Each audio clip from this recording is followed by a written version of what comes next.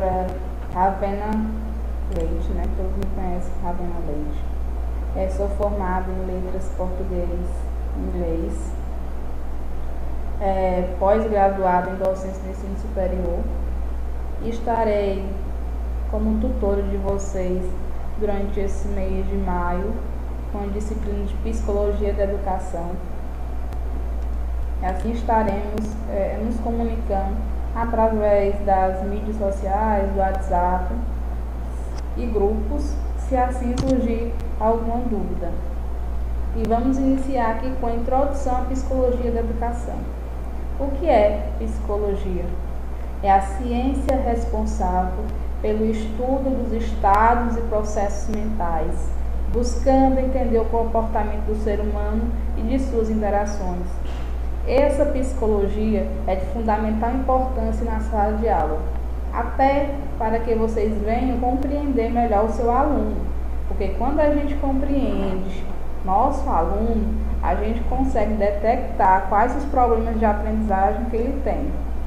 E assim a gente vai ter um maior aproveitamento no final de ano, quando terminar, porque você fez esse estudo, fez essa análise e assim compreendeu o seu aluno e quais as deficiências e as necessidades que ele tem.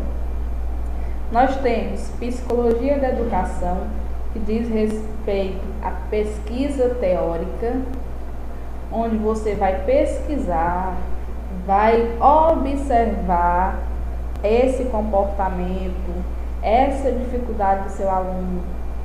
E nós temos a Psicologia Escolar, que é uma subdisciplina aplicada ao processo prático.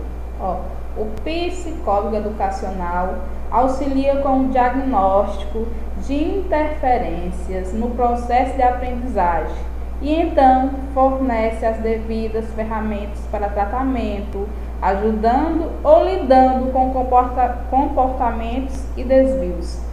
O psicólogo escolar, ele detecta esse problema que o aluno possa ter, essa dificuldade, e encaminha para um psicólogo extra, um psicólogo onde ele vai fazer o tratamento fora da escola. O psicólogo escolar ajuda a escola, ajuda o professor, a direção, coordenação, dando o maior apoio, observando e analisando cada aluno. Qual é a importância dessa disciplina para o processo de ensino? Compreender as etapas de desenvolvimento, porque a gente compreendendo o desenvolvimento dos alunos, a gente vai repassar melhor o conteúdo adequado em cada fase, em cada dificuldade. Entender os métodos eficazes de ensino, conhecer o estudante e suas particularidades, porque nós, como professores, devemos conhecer nosso aluno, porque cada um tem um meio de vida, uma forma de viver. Se a gente conhece cada um no seu particular, a gente vai poder tratar melhor com cada um, porque nem todos somos iguais. Compreender a saúde mental dos alunos. Um aluno com saúde mental desequilibrada, um pouco doente, ele não vai compreender o assunto, não vai compreender o que o professor está repassando. E resolver conflitos em sala de aula. Então, a importância dessa psicologia da educação a gente estuda para a gente ter essa base para estar resolvendo esses conflitos dentro da sala de aula. Principais escolas da psicologia e suas contribuições para a educação. Nós temos o behaviorismo, psicanálise e gestalt.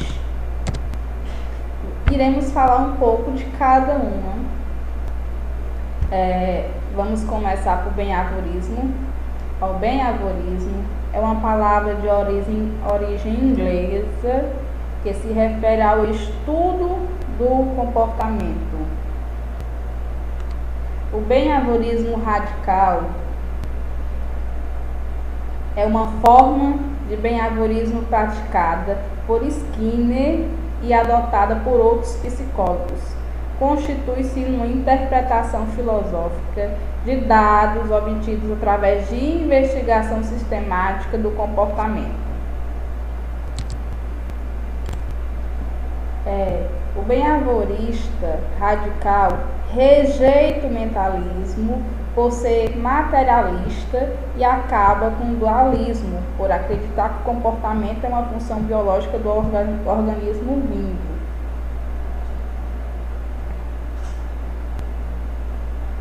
O bem-avorista radical propõe que exista dois tipos de transações entre o comportamento e o ambiente, que são as consequências seletivas, que ocorrem após o comportamento e modificam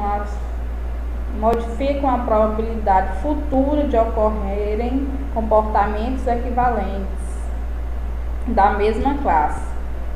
E o outro é o contexto, que estabelece a ocasião para o comportamento ser afetado por suas consequências e que, portanto, ocorreriam antes do comportamento e que igualmente afetariam a probabilidade desse comportamento. Então, o bem-avorismo tem esses dois pensamentos, tem as consequências seletivas e o contexto que estabelece a ocasião, que tudo depende do contexto de onde você está entrando. O gestaltismo, ou as figuras ao lado, podem ser percebidas de formas diferentes. Mais do que os traços das próprias figuras, o que determina a interpretação é o olhar do observador. Então, se eu mostrar essa figura numa sala de aula para várias crianças, cada uma vai ter uma interpretação diferente. Então, por isso, a importância do observar, nossos alunos, nossa sala de aula, porque cada uma tem uma interpretação diferente. E é de acordo com essa interpretação que você vai conhecer seu aluno. Para a psicologia do Gestalt, o olhar do observador é mais importante do que as características do estímulo, diferentemente do associanismo, e vê o processo de aprendizagem como a relação entre o todo e a parte, onde o todo tem papel fundamental na compreensão do objeto percebido. Então, tudo vai da observação. Olhar do observador, ter um olhar mais crítico, observando com carinho o nosso aluno, para que a gente possa identificar todos os aspectos de cada um, porque cada um é diferente do outro. E então, quando a gente tem esse olhar mais atento, mais carinhoso, a gente consegue observar as dificuldades do nosso aluno. Psicanálise. A psicanálise foi criada pelo neurologista austríaco Freud com o objetivo de tratar desequilíbrios psíquicos. Esse corpo teórico foi responsável pela descoberta do inconsciente e, a partir de então, passou a abordar este território desconhecido na tentativa de mapeá-lo e de compreender seus mecanismos, originalmente conferindo-lhe uma realidade no plano psíquico. Freud organiza em seu corpo teórico dados já conhecidos na época, como a ideia de que a mente era dividida em 3 partes: as funções que lhe cabiam, as personalidades que nasciam de cada categoria e a catarse. Já, depois desse outro tópico, eu vou falar sobre essas 3 partes da mente. No entendimento clínico, o paciente em repouso é estimulado a verbalizar tudo que brota em sua mente: sonhos, desejos, fantasias, expectativas, bem como as lembranças da infância. Cabe ao psicanalista ouvir e interferir apenas quando julgar necessário. Assim que perceber uma ocasião que ajudar o analisando a trazer para a consciência seus desejos reprimidos, deduzidos a partir da livre associação. No geral, o analista deve se manter imparcial. Agora vamos falar um pouquinho sobre essas 3 partes onde a mente humana é dividida. Nós temos três: o id, o ego e o superego. O que é o id? O id é um elemento psicológico de nossa mente. Nele, armazenadas nossas pulsações, nossas energias psíquicas, nossos impulsos mais primitivos, guiado pelo princípio de prazer. Não há para o id nenhuma regra a ser seguida. Tudo o que interessa é a vazão do desejo, a ação, a expressão e a satisfação. O id fica localizado no nível inconsciente do cérebro e não reconhece elementos sociais, portanto, não há certo ou errado. Não há tempo ou espaço, não importam as consequências. O id é o ambiente dos impulsos sexuais.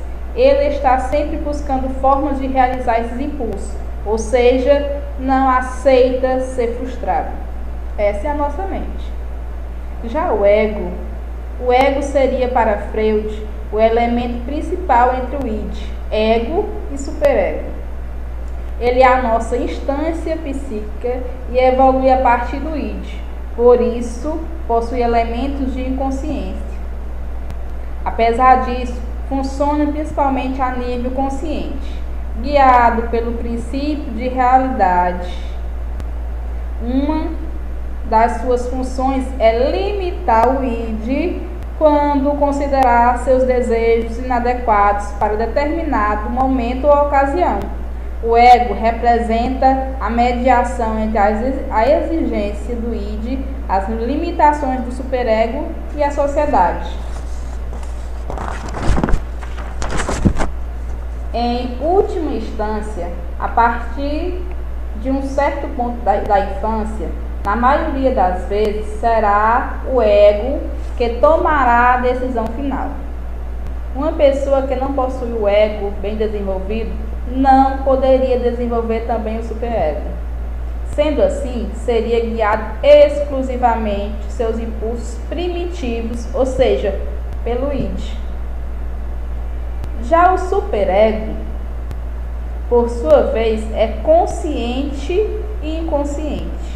Ele é desenvolvido ainda na infância, a partir do ego, no momento em que a criança passa a entender os ensinamentos passados pelos pais, escola e entre outros. Ele é o aspecto social do trio id, ego e superego. Resulta em grande parte das imposições e castigos sofridos na infância. Ele se encontra e participa desses dois níveis mentais. O superego é a censura, a culpa e o medo da punição. Pode ser visto como instância reguladora. A moral, a ética, a noção de certo e errado e todas as imposições sociais se internalizam no superego. Ele se posiciona contra o id, pois representa o que há de civilizado, de cultural em nós, em detrimento dos impulsos arcaicos. Enquanto para o id não existe certo ou errado, para o superego não existe um meio termo entre certo e errado. Ou seja, se você não está fazendo a coisa certa, automaticamente estará errado. Exemplo. Vamos aqui, eu peguei um exemplo para melhor a gente entender o que é o id, o ego e o superego. Imagine que você esteja em um bar. Chegou às 19 horas e já é meia-noite. Amanhã você entra às 8 horas da manhã no trabalho e já bebeu cervejas o suficiente para relaxar. Os amigos propõem mais uma e você pensa. Nessa situação, o id diria: fica aí, só mais uma, ainda dá para dormir bastante, e uma ressaca nunca matou ninguém. O superego, por sua vez, diria algo como: nem pensar, você já bebeu mais do que o suficiente, não vai trabalhar bem amanhã e seu chefe vai perceber. Você sabe que ele já não gosta muito de você, e é segunda-feira. ego, então precisa tomar uma decisão conciliadora. É claro que isso pode mudar de acordo com a força do seu superego, mas em uma situação ideal ele diria: bom, por que você não pega uma garrafa de água e vai descansar? Pensando bem, você já está até com sono. E é bom não dar motivos para o chefe nesse tempo de crise. Sabe como você fica estranho de ressaca. É dessa forma que podemos perceber a presença dessas três instâncias psíquicas em nosso dia a dia. São como vozes dentro da nossa própria cabeça, quase sempre discordantes, aconselhando nossas ações e tomando decisões. Então, essa é a parte da psicanálise, onde às vezes uma pessoa pode ter só o id, que faz você fazer ações que não sabe o que é certo ou errado. Aí por esse motivo devemos conhecer melhor nossos alunos. Agora vamos para teorias do desenvolvimento humano. São 4 aqui, que são os principais pensadores, que é Skinner, Jean Piaget, Vygotsky e o Vallon. Aí vamos ver agora o que cada um pensa a respeito. Para Skinner, conceito fundamental do behaviorismo radical. Skinner, 1904 a 1990, enfatiza a importância do rigor metodológico e da experimentação no processo de conhecimento dos fenômenos. Apesar de não ter sido fundador do behaviorismo, Skinner é o responsável. Nós vamos falar agora das teorias do desenvolvimento humano. Nós temos 4 pensadores que são os mais importantes, que é Skinner, Jean Piaget, Vygotsky e Vallon. Skinner, conceitos fundamentais do behaviorismo radical. Skinner, 1904 a 1990, enfatiza a importância do rigor metodológico e da experimentação no processo de conhecimento dos fenômenos. Apesar de não ter sido fundador do behaviorismo, Skinner é o responsável pela ampliação dessa concepção ao propor e construir o behaviorismo radical.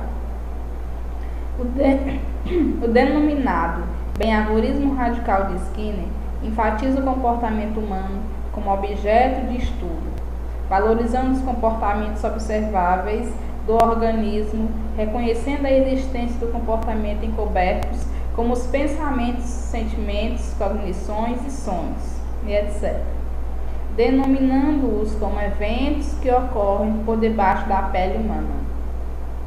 O behaviorismo radical, ao enfatizar o conceito operante, entende que o indivíduo não está submetido às condições do ambiente, pois as consequências de seus comportamentos não são determinações externas a ele, mas decorrentes de seus próprios comportamentos emitidos em determinados ambientes. O comportamento operante é uma ação do organismo no meio e não meramente aquele iniciado pelos estímulos externos ao organismo, como acontece no comportamento complexo. Behaviorismo radical é uma filosofia da ciência do comportamento, a filosofia que estuda o comportamento. Já para Piaget, conceitos fundamentais da epistemologia genética. Jean Piaget, 1896 e 1980, desenvolveu estudos psicogenéticos observando compreender como o ser humano conhece o mundo, material e símbolo, e descobrir quais seriam os mecanismos cognitivos utilizados pelo homem para conhecer este mundo. Então, já Piaget, ele estuda como o ser humano conhece o mundo, material, simbólico, como ele compreende a origem da evolução. A teoria piagetiana preocupa-se em compreender a origem e a evolução do conhecimento humano. E diante desse objeto, procura identificar quais são os mecanismos utilizados pela criança para conhecer o mundo. Piaget afirma que há uma diferença qualitativa entre a lógica infantil, mais simples, e a lógica do adulto, que é mais complexa, pois os processos de construção da cognição humana se tornam complexos com o passar do tempo. Piaget, imbuído da tarefa de esclarecer o desenvolvimento da lógica infantil, após inúmeras observações e experimentos com crianças, elabora aquilo que ele chamou de leis do desenvolvimento da inteligência, identificando uma hierarquia lógica composta de 3 leis irrevogáveis e consecutivas do processo de desenvolvimento cognitivo.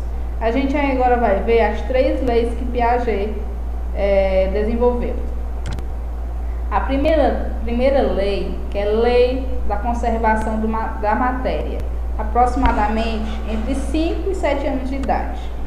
Essa lei se configura quando uma criança consegue identificar que uma bolinha de massa pode se transformar em uma cobrinha de massa.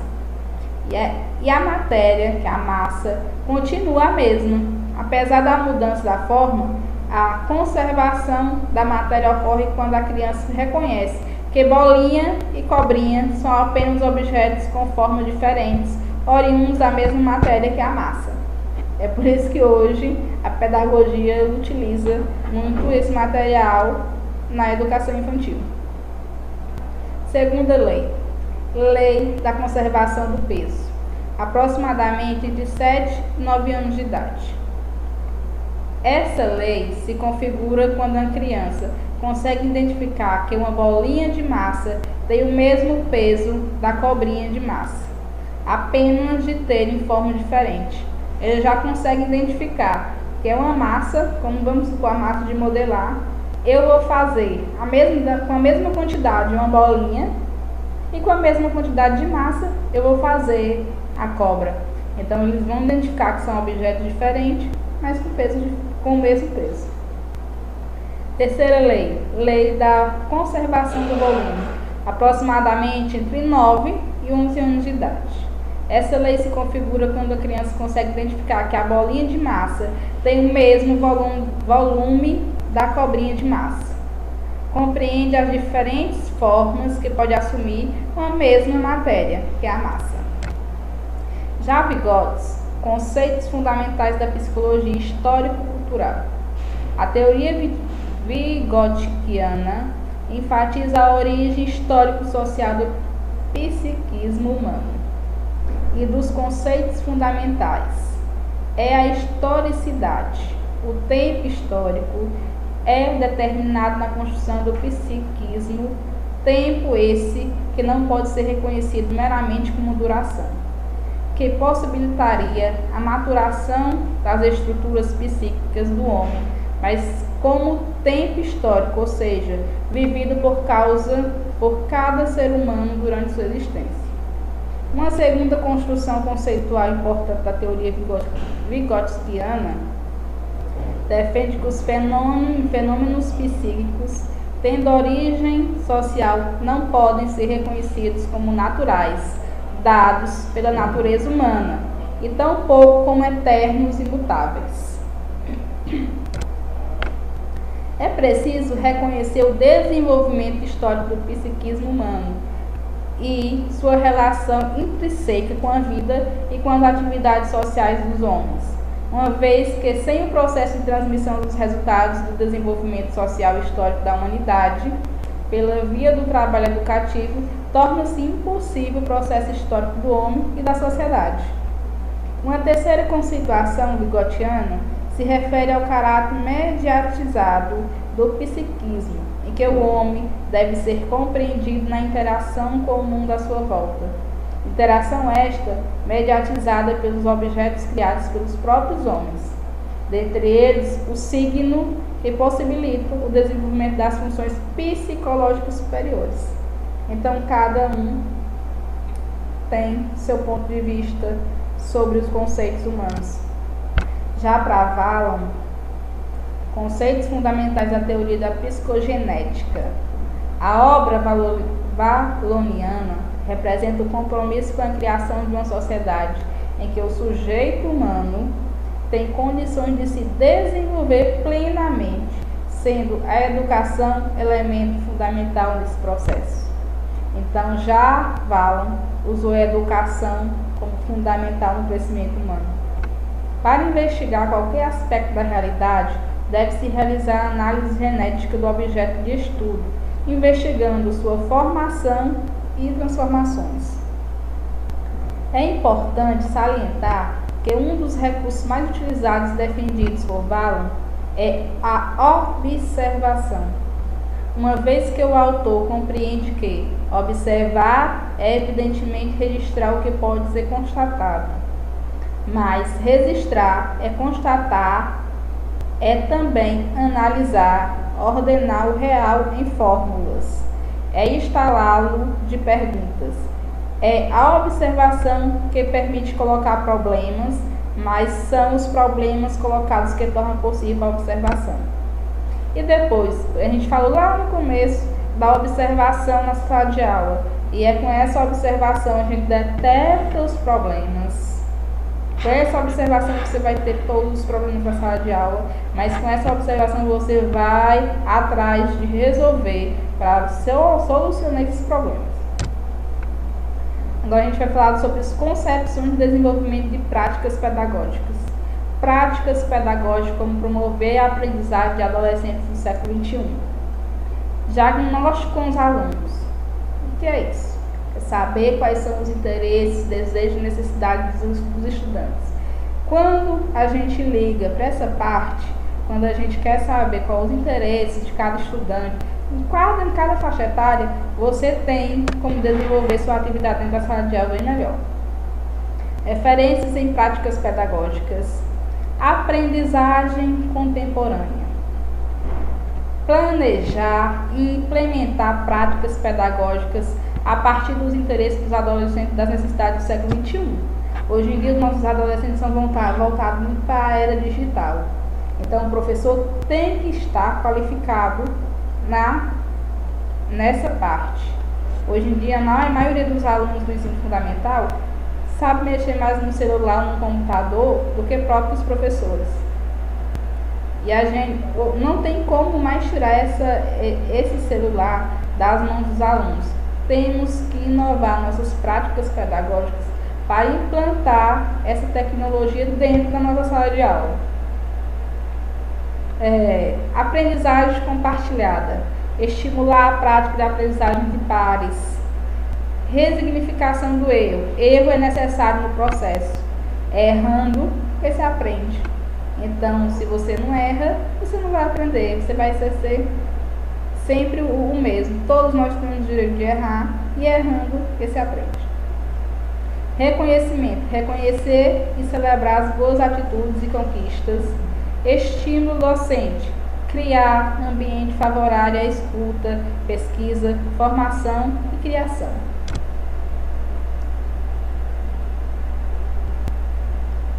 Interdisciplinaridade. Promover projetos interdisciplinares. Banco de referências e práticas. Criar um banco de metodologias, práticas e ferramentas para ser consultados, adaptados à realidade de cada escola. Compartilhamento de práticas. Promover espaços de compartilhamento de práticas entre professores. Hoje em dia, a maioria dos nossos professores não querem reunião pedagógica, acham chato. Mas a reunião pedagógica é essencial, de suma importância na escola. É onde cada professor que passa o dia a dia na sua sala vai se juntar com outras pessoas para detectar e solucionar os problemas. Que às vezes um problema que acontece lá no primeiro ano, que acontecia no segundo ano, o professor do segundo ano soube resolver, mas o do primeiro não está conseguindo. Então, com essa troca de experiências, você vai detectar o problema e pedir ajuda para outra pessoa. Talvez a outra pessoa tenha um conselho, uma metodologia diferente, usou um método diferente e chamou a atenção desse aluno. Personalização. práticas pedagógicas diversificadas que consideram o perfil, o ritmo e a especificidade de cada estudante. Experimentação, aprender com problemas reais. Pesquisa científica, trabalhar projetos científicos com os alunos. Tecnologias, promover o uso pedagógico das tecnologias da internet, como a gente já tinha falado. Planejamento para a tecnologia, realizar planejamento específico para o uso da tecnologia, definindo objetos e formatos claros. Gamificação, incentivar o uso de jogos na aprendizagem. Nós temos aqui umas sugestões de atividades. Leitura, criar programas que estimulam o prazer pela leitura. Iniciação científica, criar programas de iniciação científica nas escolas. Seminários, promover seminários em grupos com os alunos. Esses seminários vão desenvolver a capacidade de leitura e a habilidade de falar em público deles. Sustentabilidade, promover as ações e projetos no tema sustentabilidade e relacionados a outras causas voltadas à melhoria do mundo. Cinema na escola, realizar projetos de produção de curtas-metragens sobre temas relacionados à realidade dos estudantes. Matemática em debate, promover rodada de diálogos sobre matemática, com foco em aprofundar os porquês das fórmulas e operações e desconstruir estigmas e bloqueios que interferem na aprendizagem para além dos muros da escola. Promover práticas pedagógicas que envolvam agentes e espaços externos à escola, conectando a aprendizagem com o território e a cidade, valorizar a cultura local na qual a escola está inserida, criar ações específicas para integrar a comunidade local nos projetos da escola. Vamos falar agora sobre psicologia da educação no Brasil. Técnicas que o psicólogo escolar pode utilizar na sua prática. Observação. Segundo Costa, Souza e Roncaglio, é através da observação que se dá a procura do que está encoberto, e essa possibilidade favorece uma melhora na relação do indivíduo com o que está ao seu redor. Para observar é necessário uma atenção concentrada aos fenômenos que ocorrem nas suas condições, tentando buscar suas causas, leis e propriedades. Conforme os mesmos autores, essa técnica é uma das mais utilizadas para recolher dados e subsídios para as ações que posteriormente serão executadas juntamente com todos os profissionais da educação. Por isso, ela antecede qualquer outra técnica. O psicólogo escolar pode lançar mão de avaliações psicológicas àquelas crianças e adolescentes que, após tentativas de resolver dificuldades dentro do sistema da sala de aula, possuem dificuldades maiores, mais individuais, que necessitam de um apoio psicológico. Por isso, pode ser realizada avaliações psicológicas a fim de perceber se há necessidade de encaminhamento para psicoterapia. Se houver necessidade desse tipo de atendimento, os alunos e outras pessoas do contexto escolar devem ser encaminhados para serviços fora da escola, pois não é tarefa do psicólogo escolar realizar psicoterapia na escola. Como eu te falei lá atrás, o psicólogo escolar vai detectar esse problema, tratar dentro da sala de aula, ajudar a direção, coordenação e professores e os alunos. Mas quando for detectado um problema maior que abrange fora da escola, então vai ser encaminhado para uma psicoterapia fora da escola. Aconselhamento. Uma das formas de se pensar o aconselhamento do contexto escolar refere-se a uma relação entre duas pessoas, na qual uma delas é ajudada a resolver dificuldades de ordem educacional, profissional, vital, podendo assim utilizar-se melhor dos seus recursos pessoais. O acompanhamento pode ocorrer individualmente e em grupo.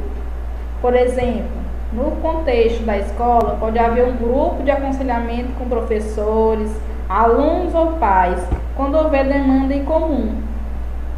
Nesse sentido, o aconselhamento escolar trabalha com indivíduos frente à situação da realidade em que estão inseridos. Por isso, a importância do psicólogo escolar trabalhar a nível educacional e não a nível terapêutico. Com isso, o aconselhamento pode impedir a mobilização da ansiedade, que terão condições de ser trabalhadas na escola. Somente na clínica psicológica, fora do contexto escolar, o psicólogo do contexto escolar pode diariamente, se assim for necessário, aconselhar pais, professores e equipe escolher acerca dos problemas que estão acontecendo na escola. Então, o psicólogo escolar é para essa finalidade, aconselhar toda a parte docente e a discente da escola. Dinâmicas. Através de dinâmicas de grupo, se espera que as pessoas possam desinibir a capacidade criadora, tornando-se mais desenvoltos, aumentar transformações no grupo, alterando sua produtividade, aumentar a coesão grupal, proporcionando um aperfeiçoamento do trabalho coletivo, procurando atingir metas socialmente desejáveis, aumentando a eficiência com a fundamentação do conhecimento de leis que regem a vida dos grupos. As dinâmicas podem ser aplicadas pelo psicólogo escolar a fim de tornar os educadores mais unidos, prepará-los para mudanças e conscientizá-los dos papéis que possuem na escola. Também podem ser aplicadas com alunos e pais. As dinâmicas podem ser uma forma mais lúdica de tornar o grupo mais unido a favor de resultados mais afetivos na escola. Até a dinâmica serve para uma reunião de pais e mestres para tirar aquele ar de mais seriedade, onde os pais muitas vezes chamados na escola para reuniões e já vão com outros pensamentos. Não, eu nem vou, porque lá só vai reclamar do meu filho, vai falar do comportamento, vai falar isso e aquilo.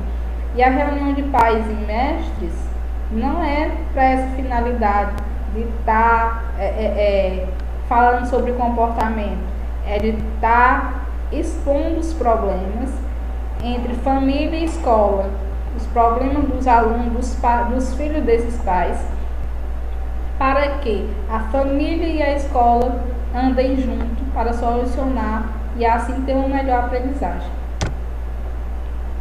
Grupos operativos. Segundo Zimmermann, o ser humano é gregário e só existe devido aos seus interrelacionamentos grupais. Assim, desde que nascemos, participamos de diferentes grupos na busca constante de uma identidade individual e a necessidade de uma identidade grupal e social. Um grupo pode ser, então, um conjunto de 3 pessoas, como também uma família, uma turma, uma gangue de formação espontânea, uma composição artificial de grupo, da classe de escola ou grupo terapêutico, uma fila de ônibus ou um auditório. Bom, aqui a gente vai encerrar esse slide sobre psicologia da educação. Espero que possa ter ajudado em alguma coisa. Quero agradecer pela oportunidade de estar aqui com vocês.